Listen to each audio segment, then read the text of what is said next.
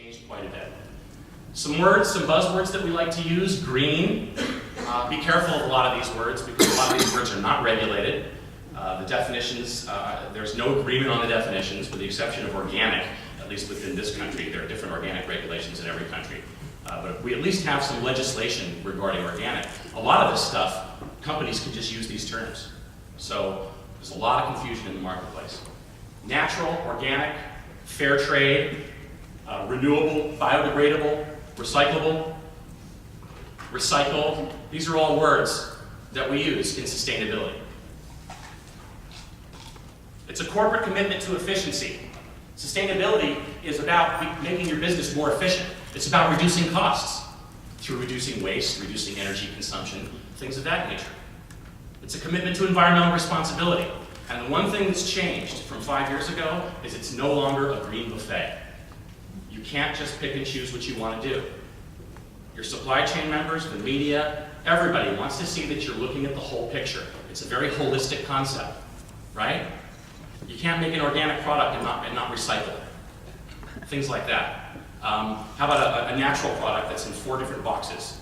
Boxes within boxes within boxes. This is stuff that is not only going to be legislated, and there are companies like Walmart that are driving sustainability, trying to reduce packaging in the supply chain, but this is something that consumers see. Have you ever gotten anything at home and just seen how ridiculous? You ordered it, and it came in, and it's this tiny little thing in this giant box with all the styrofoam. That's what I'm talking about. That costs companies money when they'll reduce that kind of packaging. You multiply that times 1 million units, you're wasting money.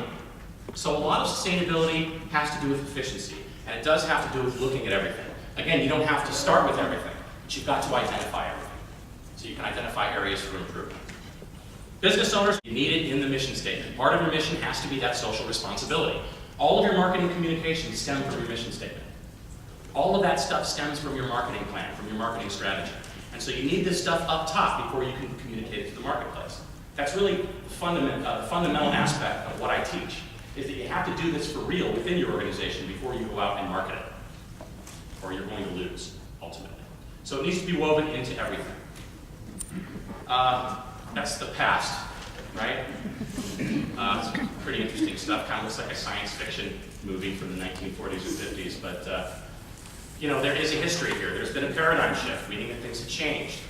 I mentioned that cause-related marketing is where this whole thing started. Also, corporate philanthropy. This is just essentially giving money. You know, the CEO wants to give money, and that's, isn't this person nice? You know, this person giving back. That's where it started. Now we've got these things called renewable energy credits. We've got carbon trading going on in Europe.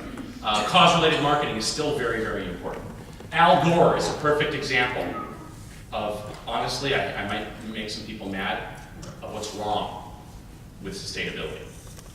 Al Gore has 3 18,000 square foot homes and a private jet. Okay?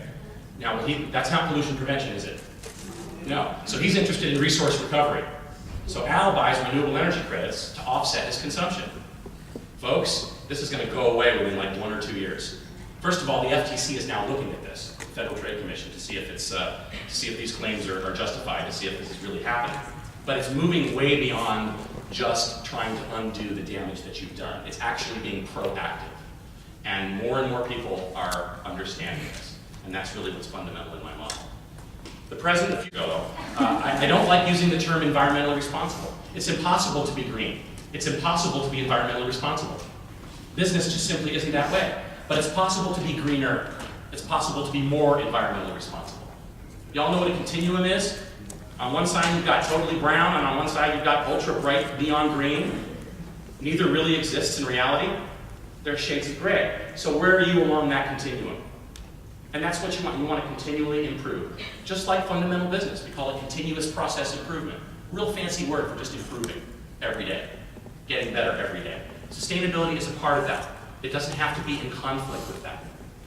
There are 12 reasons to be green.